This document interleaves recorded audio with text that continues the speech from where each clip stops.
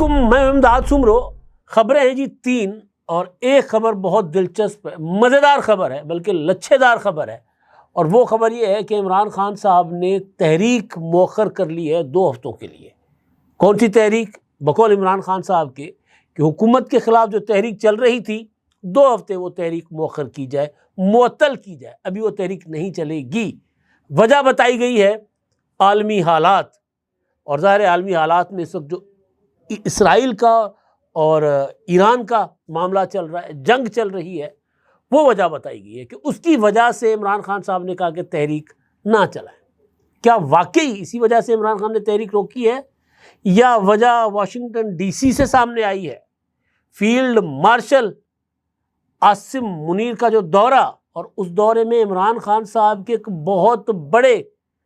جو سہولت کار کہہ لیں، ساتھی کہہ لیں، ہمدرد کہہ لیں، حامی کہہ لیں، مالی یعنی فنانسر کہہ لیں، انہوں نے باضابطہ طور پر فیلڈ مارشل کے ساتھ ہاتھ ملا لیا۔ وہ ادھر چلے گئے۔ جو پاکستانی ڈائسپورا جو عمران خان صاحب کے لیے وہاں احتجاج کر رہا تھا، لابنگ کر رہے تھے، اس کی کمر ٹوٹ گئی۔ تحریک پاکستان میں تو مظاہرے ہو نہیں رہے تھے، باہر مظاہرے ہو رہے تھے، تو وہ مظاہرے مؤخر کر دیے گئے۔ اور وجہ عمران خان صاحب پاکستان اور انڈیا کے جنگ کے دوران تو وہ پیغام نہیں دے رہے تھے، لیکن اسرائیل اور ایران کی جنگ کے دوران انہوں نے کہا کہ نہیں قومی یکجہتی چاہیے، اسی وجہ سے ہم تحریک مؤخر کرتے ہیں۔ آگے چل کر اس پر بات کروں گا۔ تو یہ ایک معاملہ۔ دوسرا معاملہ، یعنی 2 معاملے ہو گئے، آرمی چیف کا وہاں پہ خطاب واشنگٹن ڈی سی میں، دوسرا معاملہ یہ ہو گیا، اور ایک خبر مریم نواز صاحبہ کے متعلق ہے کہ ان کو کوئی بازو میں درد محسوس ہوئی، تو انہوں نے سرکاری اسپتال سے جا کر MRI کروایا ہے، اور پرچی لے کر، سادہ سی پرچی لے کر انہوں نے جا کر جو ہے اپنی لائن میں لگ کر اپنا علاج کروایا، جو بھی ٹیسٹ وغیرہ کروائے، تو اس پر بھی بات ہوگی۔ اور ساتھ ساتھ عمران خان صاحب سے متعلق کی چیز ہے، شیر افضل مروت صاحب نے تو مطلب پوسٹ مارٹم کر دیا پوری کی پوری تحریک انصاف کی تحریک کا۔ تو پہلے میرا خیال ہے میں عمران خان صاحب کی جو ہے نا مزیدار لچھے دار قسم کی خبر، اس پر آنے سے پہلے واشنگٹن ڈی سی میں فیلڈ مارشل عاصم منیر صاحب نے پاکستانی کمیونٹی کو خطاب کیا، اور وہ پروگرام ترتیب دینے والوں میں ایک صاحب ہے تنویر احمد صاحب، جنہوں نے نسٹ کے لیے $9 ملین جو ہے وہ اپنا دیا تھا، کیا کہتے ہیں اس کو، فنڈ دیا تھا۔ تو اس کی وجہ سے عاصم منیر صاحب نے ان کے لیے کہا کہ جی وہ اصل ہیرو ہیں، $9 ملین کوئی تھوڑی چیز نہیں ہوتی، عطیہ دیا تھا انہوں نے، تو وہ اصل ہیرو ہیں۔ اب یہ وہ تنویر صاحب ہیں جن کے لیے کہا جا رہا تھا کہ جی یہ صاحب جو ہیں وہ عمران خان صاحب کے لیے بہت زیادہ لابنگ کر رہے ہیں۔ پاکستانیوں نے وہاں پر ایک تنظیم بنائی تھی، اور وہ تنظیم کوشش کر رہی تھی کہ کسی طرح عمران خان صاحب رہا ہوں۔ کچھ لوگ وہ بھی تھے جو وہاں پر لابنگ کر کے، پیسے خرچ کر کے امریکی کانگریس میں کیا کہتے ہیں قراردادیں بھی پیش کروا رہے تھے۔ اور جو بڑا جھٹکا عمران خان صاحب کے لیے ہے وہ یہ تھا کہ ان لوگوں نے قراردادیں پیش کروائیں امریکن کانگریس میں کہ آرمی چیف عاصم منیر کے اوپر پابندی لگائی جائے امریکہ میں داخلے پر، جب تک عمران خان رہا نہیں ہوتے اور پاکستان میں جمہوریت بحال نہیں ہوتی، تب تک عاصم منیر صاحب جو ہیں وہ امریکہ میں داخل نہ ہو سکے۔ یہ قرارداد پڑی ہوئی آج بھی۔ تو اس پر امید تھی کہ جی قرارداد پاس ہو جائے گی، اس کے بعد پاکستان کی ریاست مجبور ہو جائے گی عمران خان کو رہا کرنے میں، لیکن بات تو الٹی ہو گئی۔ اس طرح کی لابنگ کروانے والوں میں بڑا حصہ جو آ کر فیلڈ مارشل کے ساتھ مل گیا، تو پابندی تو ادھر ادھر ہو گئی، عمران خان صاحب خود ٹھکے ٹوکری ہو گئے۔ عاصم منیر صاحب نے وہاں جو خطاب کیا ہے اس میں انہوں نے پاکستان اور بھارت کی جنگ، پہلگام، اور چین کا ہمارے ساتھ کتنا تعاون رہا، امریکہ ہم سے کیا چاہتا ہے، ہم امریکہ سے کیا چاہتے ہیں، ساری باتیں انہوں نے کھول کر بتائی ہیں۔ لیکن جو امپورٹنٹ چیزیں انہوں نے وہاں کی ہیں وہ ایک تو انہوں نے بتایا کہ جی یہ آپریشن جو تھا اس کا نام، جو انڈیا کے خلاف جنگ کے دوران جو ہم نے 9 اور 10 اپنا مئی کو جو ہم نے حملے کیے تھے انڈیا کے اوپر جوابی وار، اس کا نام بنیان و مرصوص کیسے پڑا؟ تو انہوں نے کہا کہ جی میرے سامنے آئے تھے، بیٹھے ہوئے تھے اپنے سندھو صاحب ایئر چیف، اور انہوں نے کہا کہ جی پاکستان نے تو بڑا زبردست سیسا پلائی ہوئی دیوار کی طرح ہماری فورسز نے مقابلہ کر رہے ہیں انڈیا کے ساتھ کیا ہے۔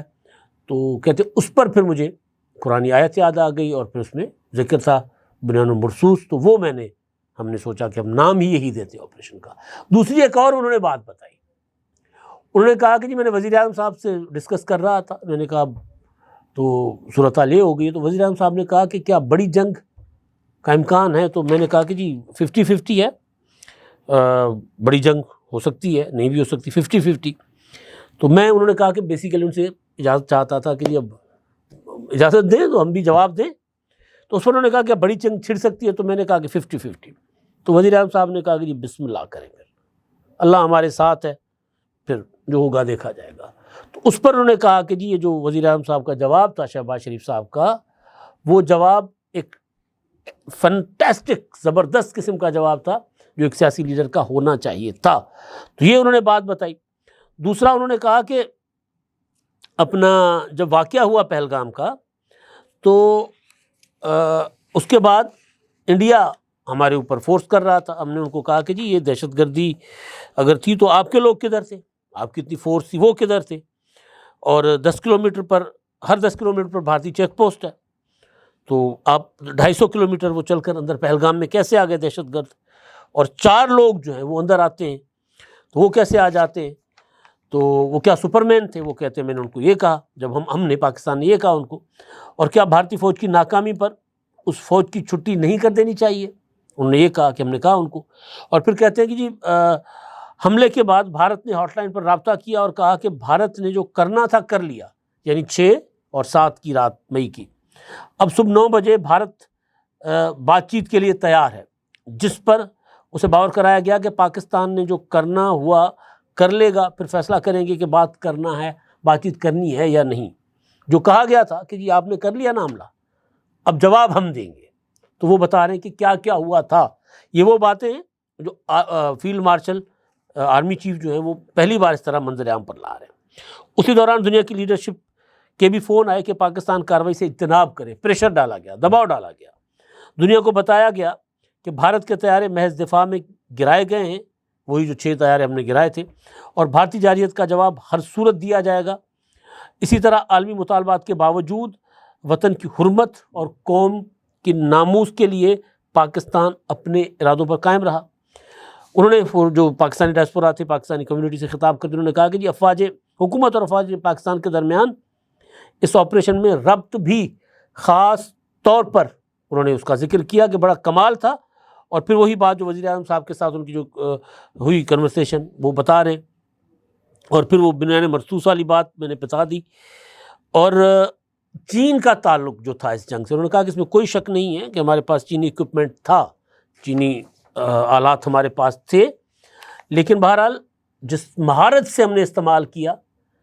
تو چین کے لیے بھی چیلنج ہوگا اسی مہارت کے ساتھ اپنے اکوپمنٹ کو استعمال کرنا۔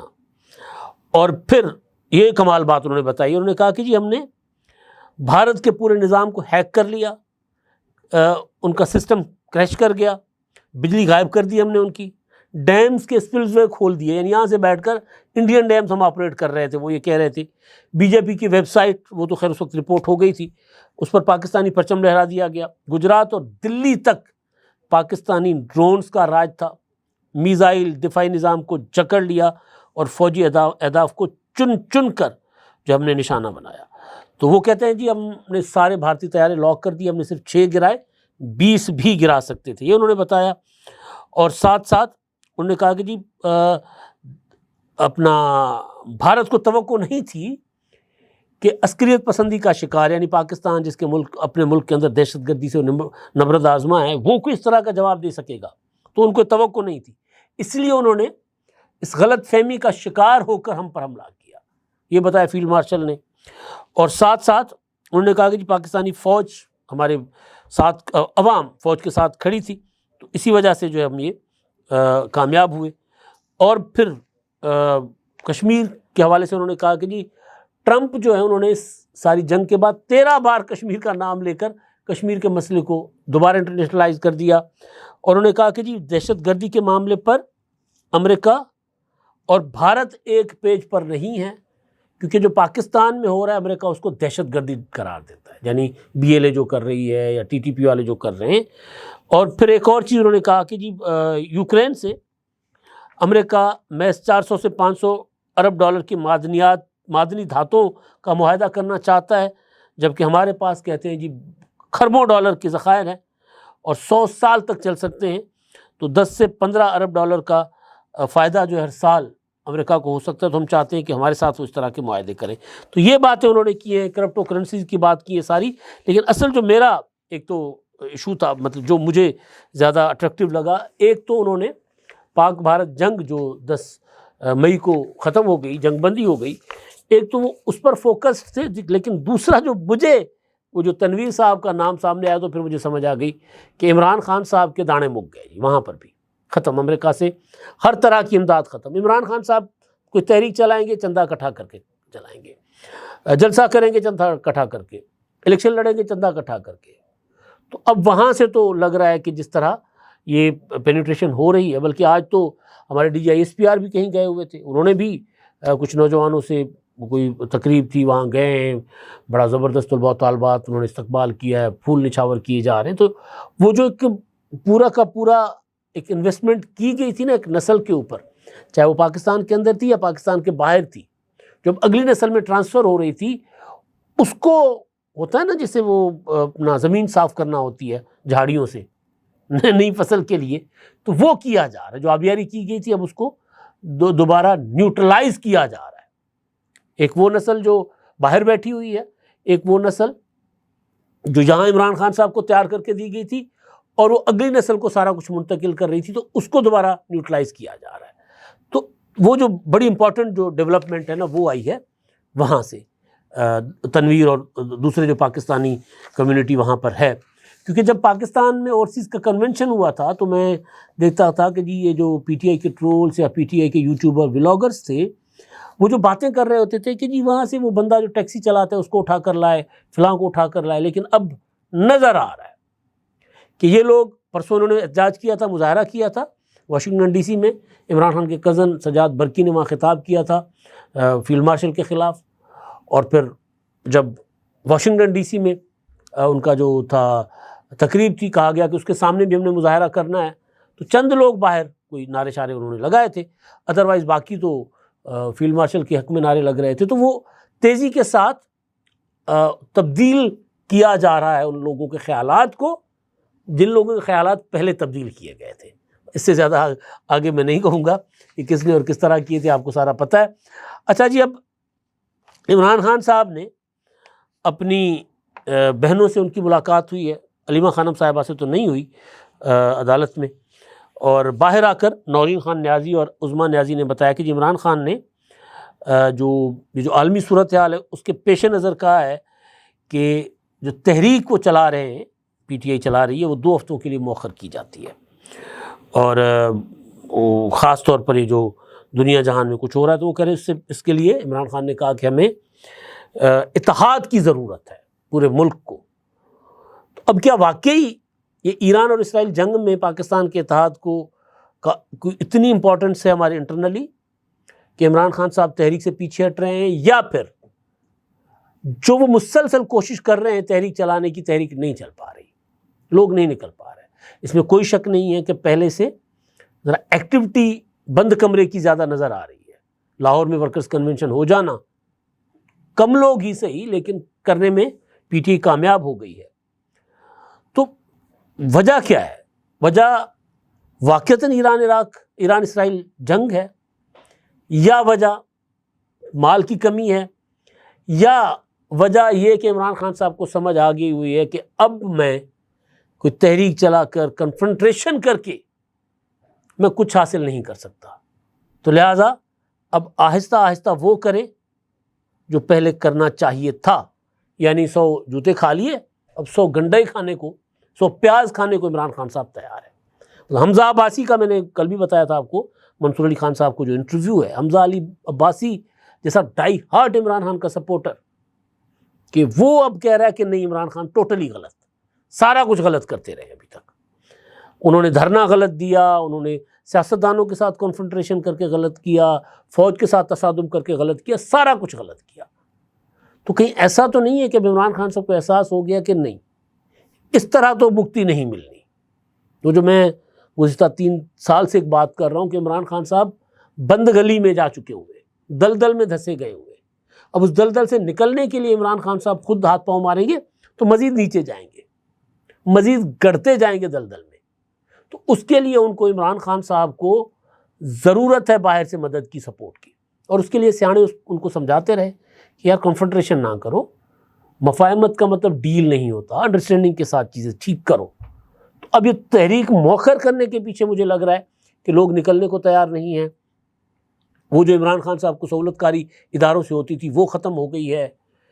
پارٹی جو ہے عمران خان صاحب کے ساتھ نہیں کھڑی ہوئی، 10-10 15-15 ٹکڑوں میں بٹی ہوئی ہے. تو عمران خان صاحب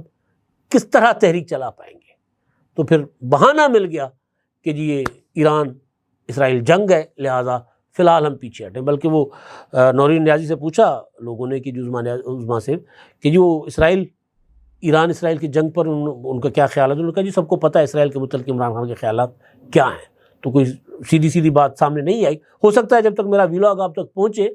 تب تک عمران خان صاحب کا ٹویٹ کوئی آ جائے، اس میں ممکن ہے کہ وہ، اور مجھے نہیں لگتا کہ وہ کوئی اسرائیل کی مذمت کرتے ہوئے ان کو کوئی ایشو ہوگا، وہ کر لیں گے، کوئی اتنا بڑا ایشو نہیں ہے. باقی ظاہر ہے سیاسی مخالفتیں ہوتی ہیں، جی وہ فلاں مذمت کیوں نہیں کر رہا، فلاں مذمت کیوں نہیں کرتا، یہ ہم نے ویسے روٹین بنا لی ہوئی ہے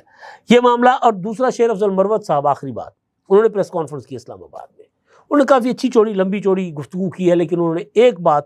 جو میں آپ کے ساتھ کرنا چاہ رہا ہوں وہ یہ ہے کہ تحریک انصاف ہر وہ کام کر رہی ہے جس سے عمران خان کو نقصان پہنچ رہا ہے اور اسٹیبلشمنٹ کو فائدہ ہو رہا ہے. اور مروت صاحب یہ بات غلط نہیں کہہ رہے، بالکل ٹھیک بات کہہ رہے ہیں. بلکہ آخری بات سے پہلے بھول گیا تھا، آخری بات تو بھی رہ گئی ہے، وہ مریم نواز صاحبہ کی خبر آئی ہے سامنے جی. اور میڈیا کو ظاہر بتایا گیا ہے کہ آج مریم نواز صاحبہ گئی تھیں میو اسپتال، ان کے کوئی درد تھی کندھے میں، بازو میں، تو انہوں نے وہاں جا کر میو اسپتال میں پرچی بنوائی عام مریضوں کی طرح، اور پھر ان کا وہاں پر MRI ہوا. اب ظاہر ہے عام CM جاتی ہیں، مریم اورنگزیب صاحبہ ساتھ تھیں، تو پرچی تو پھر لائن میں جب لگے، وہ امیتابھ بچن کا کیا ڈائلاگ ہے، تو جہاں ہم کھڑے ہوتے ہیں لائن وہیں سے شروع ہوتی ہے، تو لائن تو وہیں سے شروع ہونی تھی نا جہاں سے مریم نواز صاحب آئیں. لیکن اس کا جو پازیٹیو پہلو ہے وہ یہ ہے کہ اچھا جیسچر ہے، لوگوں کا سرکار کے سسٹم کے اوپر اعتماد آتا ہے کہ CM صاحبہ خود گئی اپنا علاج کروانے، اپنا ٹیسٹ کروانے، تو ہمیں بھی جانا چاہیے. اور دوسرا، سرکاری مشینری الرٹ رہتی ہے، وہ جو اسپتال کی انتظامیہ، وزارت صحت والے، ہیلتھ ڈپارٹمنٹ والے، وہ ذرا چوکنا رہتے ہیں کہ کسی بھی وقت وزیر اعظم صاحبہ جو ہیں وہ آ کر اپنا MRI کروا سکتی ہیں، CT اسکین کروا سکتی ہیں. لہٰذا مشینیں خراب کر کے یا خرابی کا بہانہ بنا کے لوگوں کو جو پرائیویٹ لیبارٹریز کی طرف یا پرائیویٹ ہاسپٹل کی طرف بھیجا جاتا تھا وہ کم از کم کرتے ہوئے ڈریں گے. اچھی چیز ہے مریم نواز صاحبہ نے جو کی ہے. اب تک کے لیے اتنا ہی، اللہ حافظ.